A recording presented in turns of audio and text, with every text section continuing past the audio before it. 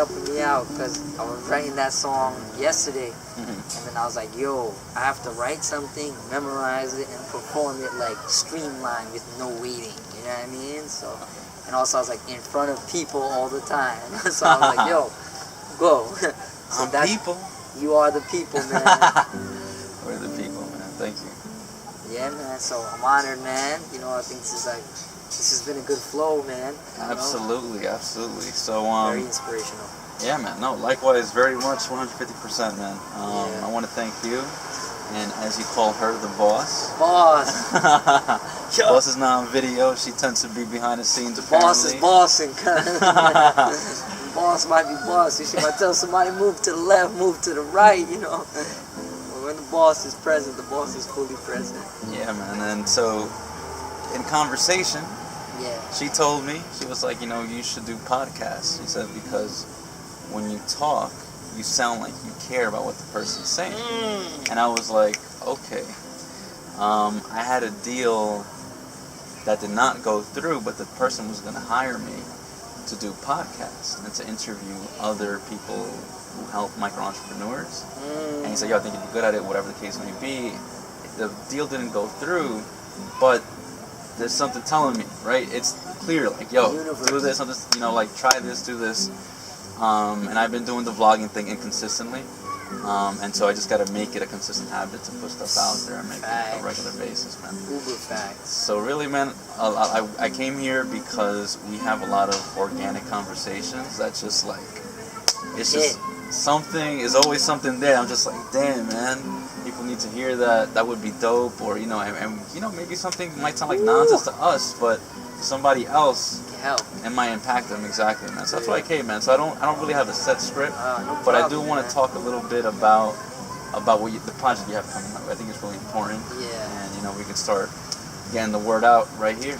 Woo! Okay, well, thank you, man. The inspiration for this event was actually the last event we did, where it was a good event. You know, we ended up winning a spot on the festival, which is with humility and gratitude. You know, the squad, Why Not Show Love, represented, and, you know, we did good. But it really was thanks to the support of the people. Yeah, and congratulations to that, too, man. That was dope, man. I know you put in a lot of work. Oh, man. I went to your rehearsals. You came to the rehearsal, you know. We did 3 rehearsals the day of. Bro, it was amazing. Yeah, man. And also, you've been putting in work for years, man. So for those who don't know, dude, just from the jump, where can people find you?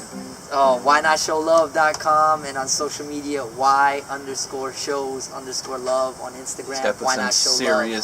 Serious work, man. Why Not Show Love? Yeah. It's been great, but man, it's working with people that's been the motivation. Because I always feel like if it's like a painter, if you can make a painting, but if you don't display someone to look at the paint, you know. And I just started realizing, man, one is enough.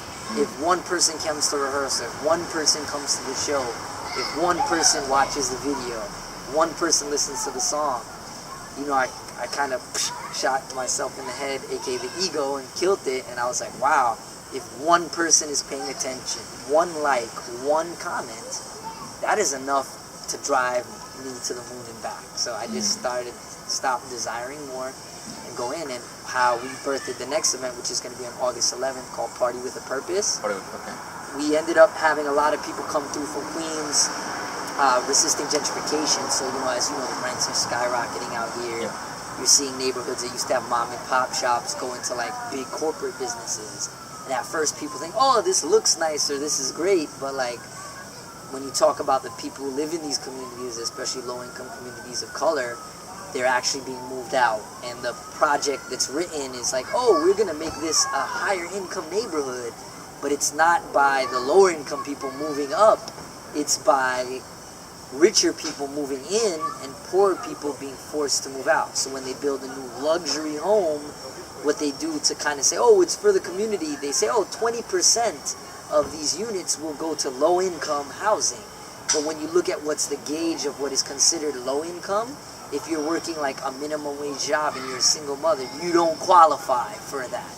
And the other thing is, if you're a working artist or musician like myself, you do not meet a regular enough pay scale that you'll qualify for me. Where someone who's going to get taken in is someone who's working like a lower wage job but still has a steady employment paycheck. You know, like, and you know, as you know, Roberto, who's actually in the housing lottery, It is like winning the lottery. For every 1 unit that is there, there's an average of 10,000 applicants.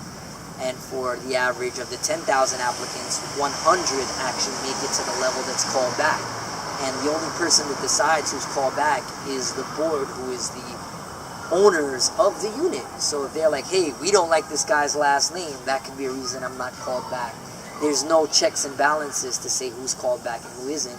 And then the 100 that are called back have to duke it out in front of this Shark Tank-esque interview meeting in front of the board, where the winner is like winning the lottery.